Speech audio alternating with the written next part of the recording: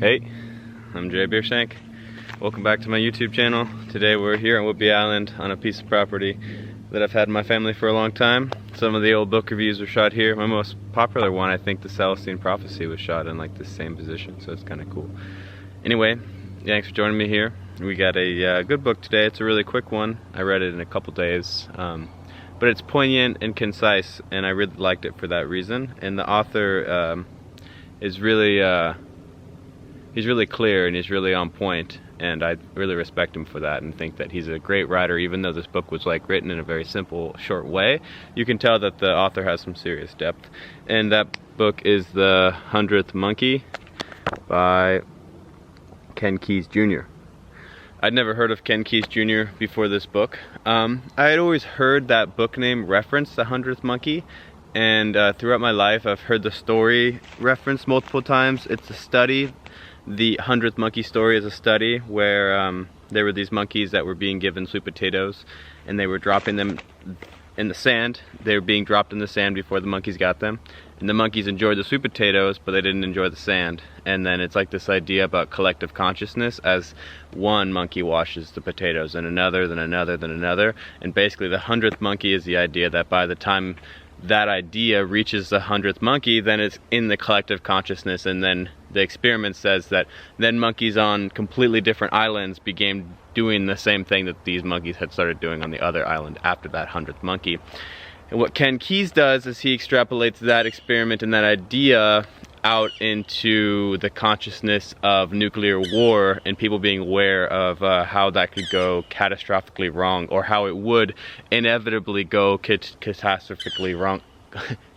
Could be I'm having a trouble saying that word, but anyway, it would be a catastrophe if it happened. No matter you know, who won or who lost. Basically it's a lose-lose scenario no matter what. And the first kind of 60% of this book, he basically goes into explaining to you all the reasons why nuclear war would just completely ruin Earth, basically, and ruin it for us, not being able to inhabit it anymore in a safe way.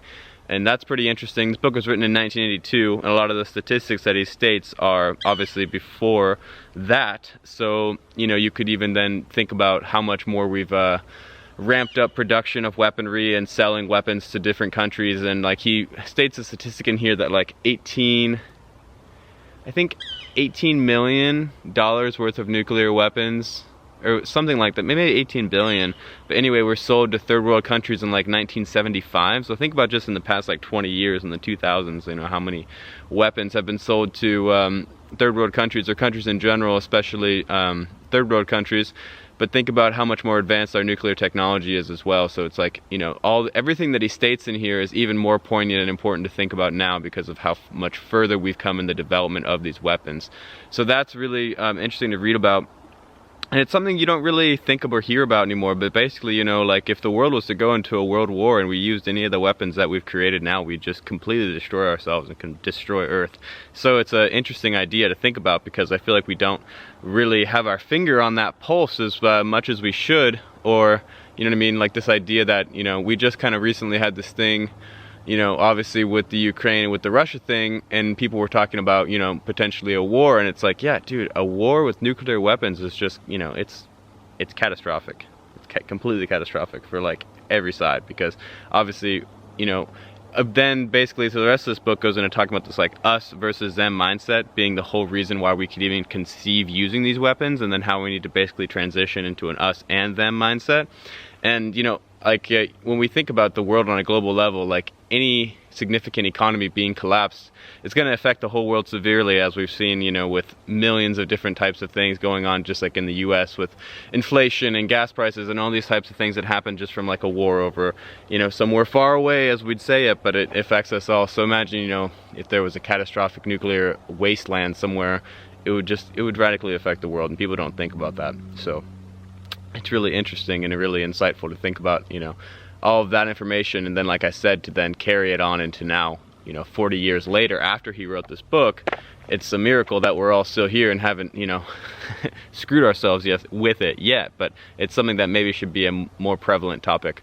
Anyway, and so the last 40% of like the mindset transitioning and kind of this he's really poignant and he's really clear with his spiritual talk in the end, and it's very, and like I love how it's written, so it's really easy to read. It's like a kid's book or something, you know, really short pages and really big text. And anyway, so this ending part, you know, where he's talking about kind of like the transition of your mindset and, you know, thinking you have to struggle and not wanting to cooperate with other people, and then this idea that like that's how we can become, you know, like individualists, and how we can be us against them, and how we can conceive of obliterating other people, and because it's blah blah blah blah. It's really concise and really beautiful the way that he writes it, so I would check it out just for like kind of like a little dipping your toe into mindset, spiritual coaching.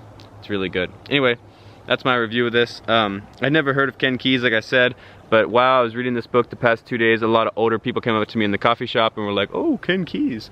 So he's probably an interesting guy if you want to go research him.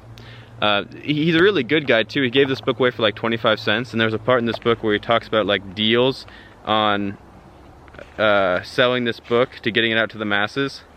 Like 40 books for $40, and then 1,000 books for $250. And like, you know, he's like trying to get this information out to as many people as possible. So you can tell that he wrote this book purely because he cares and he thinks it's important information. So I really respect that and appreciate that. So anyway, that's my review. Thank you guys very much. Take it easy. Much love.